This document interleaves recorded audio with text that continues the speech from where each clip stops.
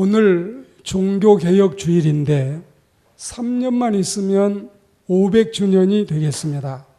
성경 숲을 이리저리 왔다 갔다 하면서 말씀을 들을 터인데 다른 때보다 집중하는 우리의 마음의 중심이 필요하겠습니다. 무엇이든지 실제로 경험해야만 우리는 확실히 알 수 있습니다. 이 뜻에서 백문불여일견이라 이 말이 있지요. 어떤 형상을 놓고 판단하는 시각 중심의 세계에서는 지극히 당연한 논리고 상식적인 통용어이기도 합니다. 왜냐하면 눈으로 많이 보고도 믿기 어려운 마술 게임 같은 이 매직 게임 같은 세상에서 보지 않고 믿는다는 것은 어쩐지 미심쩍고 의구심이 가기 마련이기 때문에 그렇습니다. 이런 상황에서 부활하신 예수님이 나타나신 현장에 자리를 비웠던 이 토마스가 다른 제자들이 하나같이 우리가 부활하신 주님을 만났다. 틀림없다. 약속하신 거 예수님이 다 지키셨다. 그러면서 부활하신 주님을 만났다면서 아무리 자신 있게 말을 해도 직접 만나보지 않는 그로서는 답답하고 난감하기 이를 데 없는 노릇이었습니다. 뭘 믿어? 나는 안 믿어. 내가 그렇게 호락호락한 사람인 줄 알았어. 사람 잘 못 본 거야. 나 그런 사람이 아니야. 나 말이지. 예수님이 정말 부활하셨다면 다시 또 나타나실 것 아니야. 그럴 때 예수님 직접 만나보고 예수님 못 박힐 때 그 손에 내 손도 만져보고 넣어보고 그 무자비한 로마 군인이 예수님 옆구리 창으로 찔렀지 않아. 그럴 때 예수님 옆구리에 창자국 났지 않아. 거기도 내 손을 넣어볼 참이야. 그리고 그때 직접 주님을 만나보고 그리고 내 눈으로 똑똑하게 확인한 다음에 나도 믿을 거야. 이러면서 함부로 이 예수님을 만났다는 사람들의 말에 귀를 기울이지를 아니하고 마음을 갖다 주지를 않았습니다. 그래야 믿지. 내가 쉽게 믿을 줄 알아. 정말이지. 사람 잘 못 본 거야. 나 이런 사람 아니야. 나 확실한 사람이야. 이게 토마스의 확실한 장담이었습니다. 이런 일이 있고서 일주일이 지나고 하루가 더 지나서 8일이 지났는데 그때 여러분 제자들이 다시 모임을 갖고 있었고 그때 도마도 동석하고 있었습니다. 비밀 모임이기 때문에 문단속은 철저히 잘하고 있었습니다.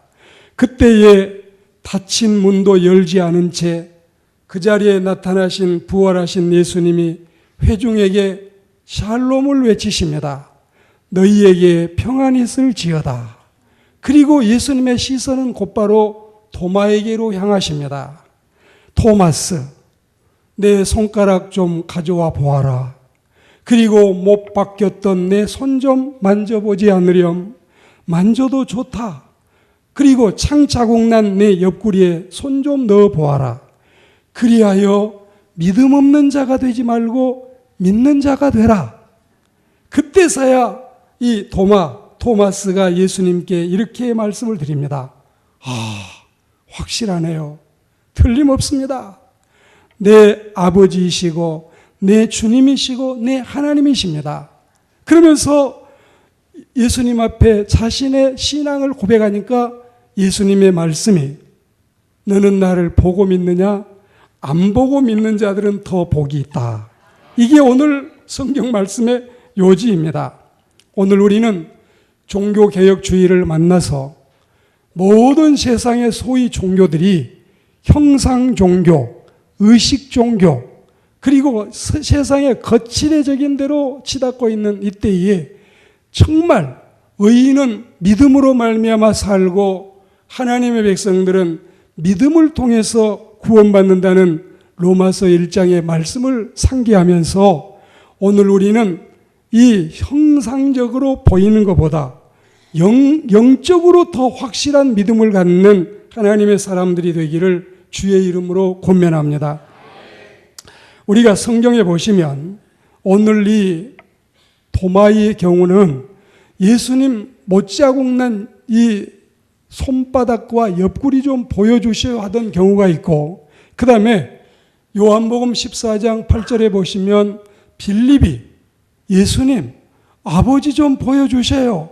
그래야 우리가 족하겠습니다. 아버지를 보여달라고 하는 그런 경우가 있었고, 그리고 마태복음 16장에 보면 이 세대가 바리새인들과 사두개인들을 중심으로 예수님께 와서 당신이 하늘에서 내려온 선생이 맞다면 우리에게 표적 좀 보여주세요. 옛날 이주일이라고 하는 분이 뭔가를 좀 보여주겠다. 그러면서 사람들을 여러분 끌어모았던 생각을 연상하시죠. 사람들은 자꾸 뭘 보겠다는 겁니다. 표적을 보여달라. 아버지를 보여달라. 죽었다 살아난 상처, 흔적을 보여달라. 그러면서 사람들은 이렇게 보기를 원하고 있습니다. 사람의 지식의 눈이 뜨여야 글을 읽고 지식을 알게 되고, 사람의 영적인 눈이 뜨여야 영의 세계와 신령한 일을 아는데, 육신의 눈으로 사물적인 시각으로 1차원 볼 수 있는 것만 가능한 이 눈을 가지고 2차원과 3차원을 보자고 하면은 한계가 있는 것입니다. 히브리서 11장 1절에 보시면 믿음은 바라는 것들의 실상이요 보지 못하는 것들의 증거다.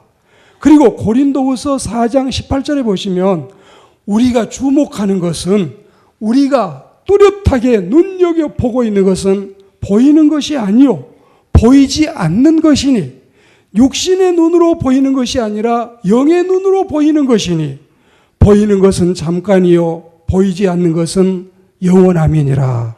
이렇게 주님은 말씀을 하십니다. 여러분, 그렇습니다. 세상에는 눈으로 보는 것도 있고 마음으로 보는 것도 있고 영으로 보는 것도 있기 때문에 내 이 불완전한 눈을 가지고 보이지 않는다고 부정할 수 없는 것입니다. 눈으로 보이는 이 시계보다도 보이지 않는 마음의 여유가 더 귀한 겁니다. 눈으로 보이는 내 손과 발보다도 보이지 않는 마음이 더 중요한 것입니다. 우리가 눈으로 보이는 호수나 상이나 강보다도 보이지 않는 영혼이 더 중요하다는 사실을 믿습니다. 디모데전서 6장 16절에 보시면 오직 하나님께만 죽지 아니함이 있고 가까이 가지 못할 빛에 거하시고 어떤 사람도 보지 못하였고 또 볼 수도 없는 분이시니 하나님께 존귀와 영원한 권능을 돌릴지어다. 우리 하나님은 눈으로 보는 것이 아니라 영으로 보고 믿음으로 본다는 사실을 가르치고 있습니다. 그런데 빌립은 예수님께 하나님을 보여달라고 졸라댑니다. 예수님은 답답하고 기가 막혔어요. 내가 너희와 이렇게 오래 있었는데 또 하나님을 보여달라 하느냐? 나를 본 자는 아버지를 보았거늘 나는 너희를 구하기 위해서 영인 하나님인데 사람의 몸을 입고 왔기 때문에 나는 육신의 눈으로 이 인성을 볼 수 있지만 하나님은 신성이기 때문에 우리 육신의 눈으로 볼 수 없는데 뭘 아버지를 보여달라 하느냐? 나를 본 자는 나를 보내신 하나님을 보았다. 이게 요한복음 12장 45절 말씀입니다. 그리고 요한복음 14장 8절에 보시면 예수께서 이르시되 빌립아 너하고 같이 지금 3년을 있었지 않느냐? 또 웬 아버지를 보여달라고 하느냐? 이게 자다가 봉창 두드리는 격이구나. 예수님은 이런 생각을 하십니다. 그리고 요한복음 10장 30절에 보시면 예수 그리스도와 아버지 하나님은 하나이라고 말씀하시고 골로새 1장 15절에 보면 그는 보이지 아니하는 하나님의 형상이니라. 하나님은 보이지가 않습니다. 마태복음 12장 38절과 마태복음 16장 1절에 보시면 서기관과 바리새인들이 몇 사람이 예수님을 찾아와서 하늘로부터 온 표적을 보여달라 했을 때 예수님은 이 음란하고 악한 세대가 표적을 원한다마는 그러나 네가 보여줄 것이 선지자 요나의 표적을 보여주겠다. 이게 주님의 말씀이었습니다. 예수님은 실제로 그러나 당신의 말씀과는 달리 많은 표적을 보여주기도 하셨습니다. 수많은 병자를 고치고 앉아있는 사람을 여러 번 장애우를 일으켜 세우고 눈이 멀어 있는 사람을 보게 하고 그리고 귀신이 들어있는 사람을 쫓아내고 죽은 사람도 살려내고 물 위를 걸으시고 바람과 파도를 잠잠하게 하시고 맹물을 가지고 진하디 진한 최고급 포도주를 만들어 내셨습니다. 작은 떡과 작은 생선 토막을 가지고 수많은 사람을 먹이는 기적을 권능을 베푸셨습니다. 예루살렘의 저작거리에 가시면 비아 돌로로사라고 하는 십자가의 길이 있습니다. 예수님이 십자가를 지고 가실 때 남기셨던 흔적의 자국이 14군데가 있습니다. 우리는 그 예루살렘 어느 벽에 가면은 예수님이 비틀거리다가 짚었던 손자국이 남아 있습니다. 우리가 감람산 정상에 올라가면 예수님이 승천하실 때 남기셨던 발자국이 남아 있습니다.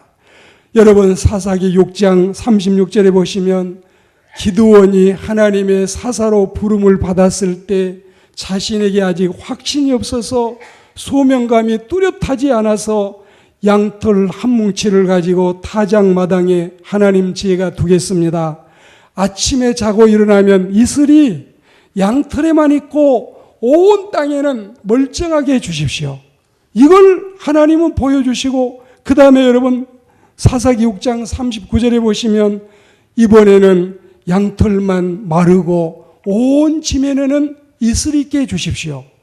역시 하나님은 그 기드온의 기도를 들으시고 응답하셔서 이런 기적을 보여주셨습니다. 성경에 보시면 정말 수많은 기적과 수많은 이적과 수많은 인간의 두뇌로는 헤아릴 수 없는 여러 가지 사건들이 물론 있습니다. 그렇지만 이게 중요한 게 아니라 이보다 더 중요한 거, 이보다 더 본질적인 거, 이보다 더 원리적인 진리가 따로 있다는 사실을 우리 믿는 자들은 다 알고 있습니다. 보이는 현상, 육신의 육안으로 보이는 것보다도 영적인 눈, 믿음의 눈, 말씀의 눈이 더 귀하다는 사실을 우리 마음속에 새기는 은혜로운 시간이 되기를 축복합니다. 마태복음 11장 20절에 보시면 예수님이 권능을 가장 많이 행하신 고을들이 회개하지 아니하더라. 그리고 예수님은 그때 그들을 책망을 하십니다. 고라시나 벳세다야, 너희에게 보인 권능이 얼마나 많거늘 너희는 회개하지 않는구나. 차라리 두로와 시돈에서 이런 기적을 행했더라면 그들이 벌써 제에 앉아서 회개했을 것이다. 여러분, 신앙이라고 하는 것은 말씀에 입각한 믿음이어야지 병을 고쳤네, 산삼을 캤네, 계시를 받았네, 입신을 했네, 신령한 꿈을 꾸었네, 환상을 보았네, 이게 중요한 게 아니라 말씀을 통해서 구원받고 말씀을 통해서 확신이 있다는 사실을 믿습니다. 누가복음 16장 19절 이하의 말씀을 생각해 보셔요. 지옥에 끌려가서 끔찍한 고통을 체험하고 있는 부자가 눈을 들어서 위를 쳐다보니 자기 집에서 거렁뱅이로 살던 이 나사로가 집도 절도 없이 끼니도 없고 직장도 없고 몸에 장애까지 가지고 있는 이 불쌍한 나사로가 여러분 아브라함의 품에 안겨있는 이 모습을 보면서 자기 마음속에 품고 있는 애원을 하는데 16장 27절에 보시면 나사로를 우리 집에 전도자로 파송해 주십시오. 그러면 28절에 보시면 거기 오형제가 우리 집에 살고 있는데 나는 기왕에 여기 피치 못하게 왔지만 우리 형제들이라도 좀 안 오게 해주십시오. 그리고 29절에 보면 갈 것 없다. 나사로 갈 것 없다. 모세와 선지자가 너희 오형제와 같이 살고 있다. 그러니까 30절에 이 부자는 아닙니다. 아니올시다. 우리 형제들 몰라서 그러시지요. 내가 강팍한 것처럼 우리 형제들도 똑같습니다. 어머니 뱃속에서 한 뱃속에 나왔는데 다를 게 뭐 있겠어요. 죽었다가 살아난 사람이 가야 믿지.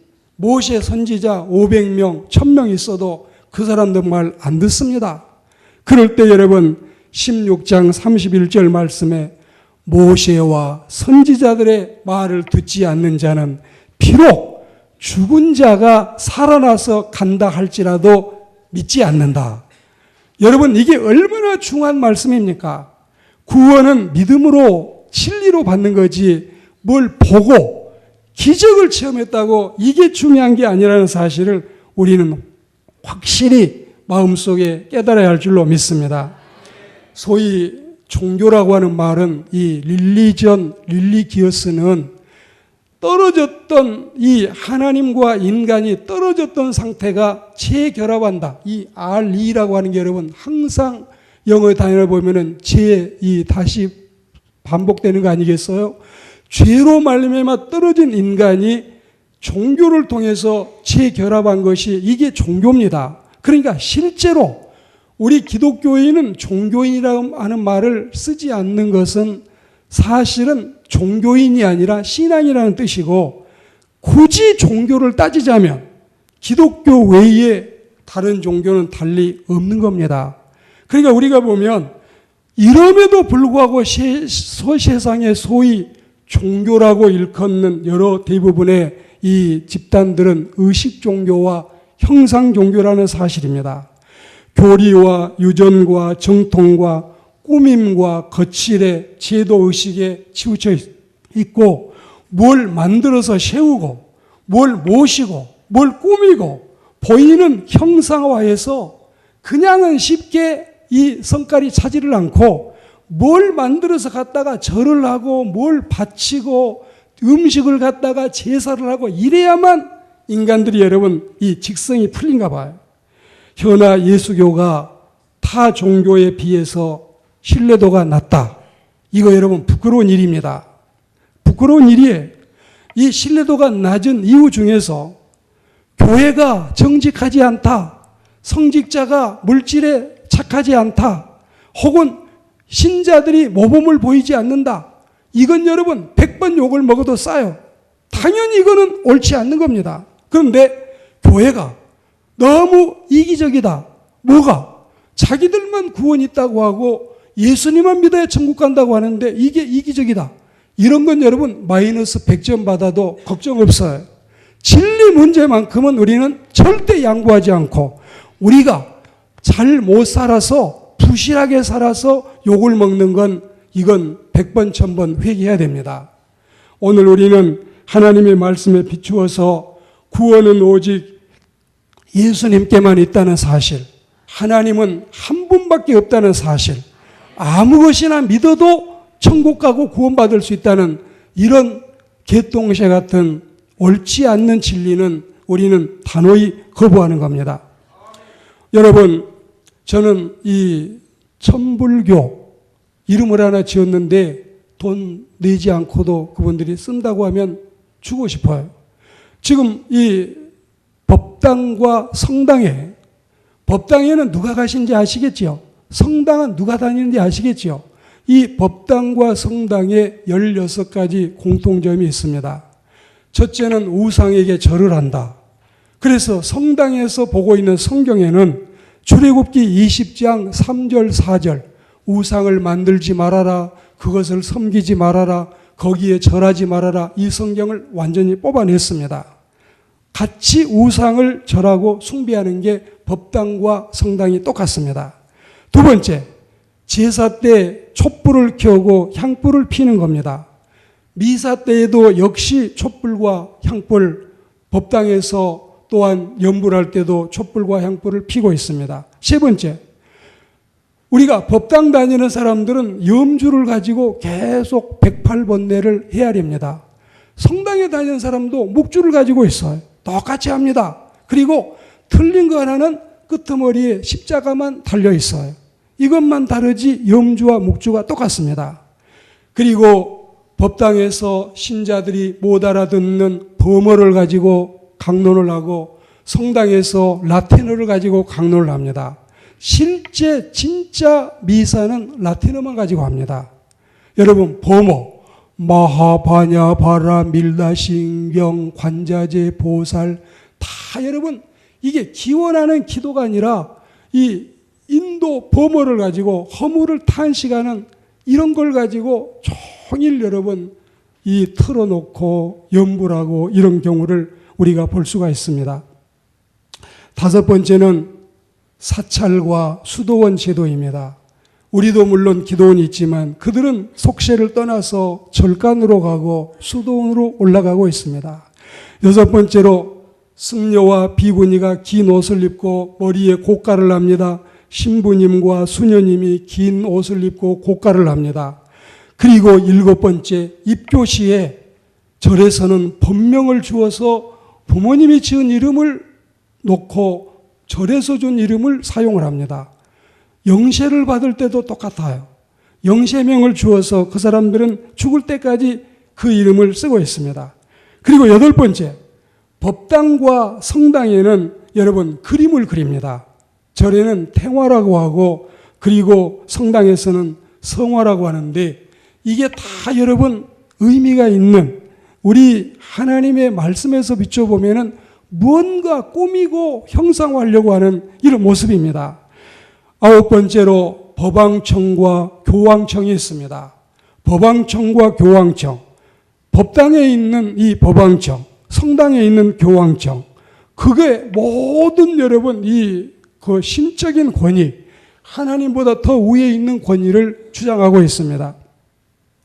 열 번째로 교직자를 승려, 스님, 중이라고 하는데 성당 역시 몽크라고 하는 이 말도 같은 승려를 의미하고 있습니다. 열한 번째로 독신생활을 합니다. 독신생활. 이 스님들과 신부님들의 독신생활이 똑같습니다. 불교인들을 만나면 합장배려하지 않아요. 근데 성당에도 여러분 똑같이 합장배려합니다. 이걸 여러분들이 아셔야 돼요. 언제든지 이 여신상 앞에 가면은 다 합장하고 여러분 절하고 배려합니다. 그리고 13번째로 삭발을 합니다. 과거 중세에 이 성당에서도 신부님들이 삭발을 했습니다. 요즘에는 일부만 하지만 과거에는 그러했습니다. 부처상과 성모상을 보셔요.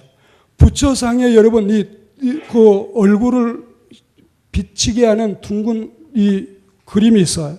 성모상에도 여러분 이 둥근 게 있습니다. 이게 태양신을 숭배하는 사상 속에서 나왔다고 알리고 있습니다. 법당에 가시면 어린아이를 안고 있는 이 여러분 부처상과 성당에 가시면 어린아이를 안고 있는 성모상, 이게 여러분 같은 모습으로 보이고 있습니다. 법당에는 탑돌이를 합니다. 이 탑을 돌며 고행을 하고 그리고 자기의 죄를 실토하고 하는데 성당에도 여러분 이 탑돌이가 있어요. 이렇게 16가지가 거의 같아서 천불교 하는 게 어떨까? 그리고 교황님이 오셔가지고 예수 안 믿어도 다 착하게만 살면 구원받는다고 가르치는 게 뭘 의미하겠어요? 이래서 여러분 종교 얘기 안 일어났으면 큰일 날 뻔했다니까요. 베드로전서 1장 8절에 보시면 예수님을 보지 않고도 너희가 사랑하는구나. 히브리서 11장 27절에 보시면 모세는 보이지 않는 자를 보는 것 같이 참았다. 로마서 8장 24절에 보시면 보이는 것은 소망이 아니요 보이지 않는 것이 소망이다. 그걸 우리는 기다린다. 그리고 요한복음 20장 29절 오늘 본문에 보시면 안 보고 믿는 자가 복이 있다. 앞으로 우리 교회는 형상 종교, 의식 종교가 아니라 우리는 하나님을 1대1로 만나는 인격적인 종교, 영적이고 신령한 종교라는 사실을 기억하고 종교개혁 이후에도 잘못되고 있는 모든 교회 제도들이 다시 한번 개혁이 돼서 표적 때문에 믿는 이들은 표적이 없으면 떠나갑니다. 표적이 없어도 여러분, 표적이 없어서 못 믿는다는 사람들은 표적이 있어도 믿지 않습니다. 예수님을 믿고 구원받는 것은 말씀에 입각한다는 사실을 믿습니다. 이게 진정한 신앙의 개혁인 줄 믿습니다. 우리는 먹으로 쓴 것이 아니라 살아계신 하나님의 영으로 쓴 것, 그리고 돌판에 쓴 것이 아니라 우리 육비에 새긴 것, 성경을 가지고 다니는 것이 자랑거리가 아니라 가슴에 새기고 말씀을 지키고 사는 게 진짜 신자일 줄 믿습니다. 이런 믿음이, 이런 종교 개혁적인 믿음, 이런 여러분 참 바른 믿음을 우리가 갖게 되기를 축복합니다. 정치 권력이 잘못되면 쿠데타를 일으키거나 혁명을 일으키는 것은 판을 다 깨는 겁니다. 그러나 개혁을 하는 것은 있는 제도를 인정하며 잘못을 고치는 것입니다. 정치 제도가 이러하다면 종교 제도도 마찬가지입니다. 잘못된 게 있다면 판을 깨지는 않지만 잘못을 고쳐서 바르지 않는 것들을 새로 잡아서 신앙생활을 옳게 하는 하나님의 사람들로 양육받아서 바로 알고 바로 믿고 바로 살아가는 하나님의 백성들이 되시기를 주의 이름으로 축복합니다.